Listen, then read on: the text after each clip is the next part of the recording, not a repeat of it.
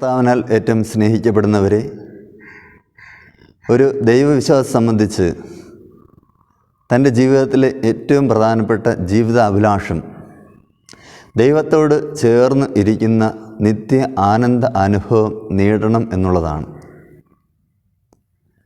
ഈ നിത്യ ആനന്ദാവസ്ഥയെ സ്വർഗരാജ്യമെന്നും നിത്യജീവനെന്നും രക്ഷ എന്നുമൊക്കെ നമ്മൾ വിളിക്കാറുണ്ട്. ഈ നിത്യജീവൻ നേടിയെടുക്കാൻ നമ്മളെ സഹായിക്കുന്ന മാർഗങ്ങളെപ്പറ്റി നമ്മളെ പഠിപ്പിക്കുകയായിരുന്നു യേശുവിൻ്റെ പ്രബോധനങ്ങളിലെ പ്രധാന ലക്ഷ്യം എന്നത്. അത്തരത്തിലുള്ള ഒരു പ്രബോധനമാണ് നാം ഇന്ന് സുവിശേഷത്തിൽ വായിച്ച് കേട്ടത്. അവിടെ നാം കാണുന്നത് നിത്യജീവൻ നേടുവാനുള്ള 2 മാർഗങ്ങളെപ്പറ്റി പ്രധാനമായും യേശു പഠിപ്പിക്കുന്നതാണ്. അതിലൊന്നാമത്തേത് യേശുവാകുന്ന വാതിലിലൂടെ സ്വർഗരാജ്യത്തിൽ പ്രവേശിക്കണം എന്നുള്ളതാണ്. ഒരു സ്ഥലത്തിൻ്റെ അകത്ത് പ്രവേശിക്കാൻ നമ്മളെ സഹായിക്കുന്നത് വാതിലാണ്. യേശു തമ്പുരാൻ സ്വർഗത്തിലേക്ക് തുറന്നു വച്ചിരിക്കുന്ന വാതിലാണ്. യേശുവിൽ വിശ്വസിച്ചുകൊണ്ട്, യേശുവിൻ്റെ വചനമനുസരിച്ച് ജീവിച്ചുകൊണ്ട്, യേശുവിൻ്റെ കൽപ്പന അനുസരിച്ച് ജീവിച്ചുകൊണ്ട്, യേശുവിനോട് ചേർന്ന് നാം ജീവിക്കുമ്പോൾ യേശുവാകുന്ന വാതിലിലൂടെ നാമും ഈ സ്വർഗരാജ്യത്തിൻ്റെ ഉള്ളിൽ പ്രവേശിക്കുന്നു എന്ന് ഈ സുവിശേഷത്തിലൂടെ കർത്താവ് നമ്മളെ പഠിപ്പിക്കുകയാണ്. അതുകൊണ്ടാണ് ഞാനാകുന്ന വാതിലിലൂടെ ദൈവരാജ്യത്തിൽ നിത്യജീവനിൽ പ്രവേശിക്കുവാൻ കർത്താവ് പറയുക.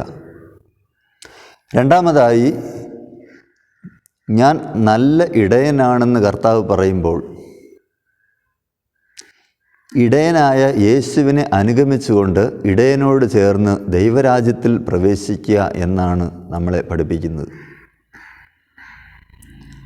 ആടുകൾക്ക് ആവശ്യമായ ആഹാരവും വെള്ളവും സുരക്ഷിതത്വവും എല്ലാം നൽകുക എന്നതാണ് ഇടയൻ്റെ കർത്തവ്യം. ഈ ഉത്തരവാദിത്വം കൃത്യമായി വിശ്വസ്തയോടുകൂടി ചെയ്യുന്നവനാണ് ഒരു നല്ല ഇടയൻ. ഞാൻ നല്ല ഇടയനാണെന്ന് യേശു പറയുമ്പോൾ ആടുകൾക്ക് വേണ്ടി സ്വന്തം ജീവൻ പോലും ബലി കൊടുക്കാൻ തയ്യാറായ ക്രിസ്തുവിൻ്റെ ഒപ്പമായിരിക്കുന്ന നാം, നല്ല ഇടയൻ്റെ ഒപ്പമായിരിക്കുന്ന ആടുകൾ സുരക്ഷിതരായിരിക്കുന്നത് പോലെ സുരക്ഷിതരായിരിക്കും, ദൈവരാജ്യത്തിൽ പ്രവേശിക്കുവാൻ സാധിക്കുകയും ചെയ്യും. ആടുകൾ ഇടയൻ്റെ സാന്നിധ്യം വിട്ട് ഒറ്റപ്പെട്ടു പോകുമ്പോൾ, ഇടയനിൽ നിന്ന് അകന്നു പോകുമ്പോൾ, അങ്ങനെയുള്ള ആടുകളെ തേടിപ്പിടിച്ച് ഇല്ലായ്മ ചെയ്യാൻ ചെന്നായി പതിയിരിക്കുന്നത് പോലെ ഇടയനായ ക്രിസ്തുവിൽ നിന്ന് അകന്നു പോകുന്നവരെ പ്രലോഭനങ്ങളിൽ ഉൾപ്പെടുത്തി തിന്മയിലേക്ക് കൂട്ടിക്കൊണ്ടുപോകാൻ പിശാച് പതിയിരിക്കുന്ന ഒരു ലോകത്തിലാണ് നമ്മൾ ജീവിക്കുന്നത്. ആയതിനാൽ പിശാചിൻ്റെ പിടിയിൽപ്പെട്ട് സ്വർഗരാജ്യം എന്ന നിത്യ ആനന്ദാനുഭവം നഷ്ടപ്പെടുത്താതിരിക്കാൻ, നിത്യജീവൻ നഷ്ടപ്പെടുത്താതിരിക്കാൻ ഇടയനാകുന്ന ക്രിസ്തുവിൻ്റെ ഒപ്പം നടക്കുവാനും യേശുവിനോട് ചേർന്ന് നിന്നുകൊണ്ട് ദൈവരാജ്യമാകുന്ന നിത്യ ആനന്ദ അനുഭവത്തിൽ പ്രവേശിക്കുവാനും നമുക്ക് അനുദിനം പരിശ്രമിക്കാം. സർവശക്തനായ യേശു തമ്പുരാൻ അതിന് നമ്മൾ എല്ലാവരെയും സഹായിക്കട്ടെ എന്ന് നമുക്ക് പ്രാർത്ഥിക്കാം. ദൈവം നിങ്ങൾ എല്ലാവരെയും അനുഗ്രഹിക്കട്ടെ. പിതാവിൻ്റെയും പുത്രൻ്റെയും ജീവനുള്ള പരിശുദ്ധ റൂഹായുടെയും നാമത്തിൽ ആമീൻ.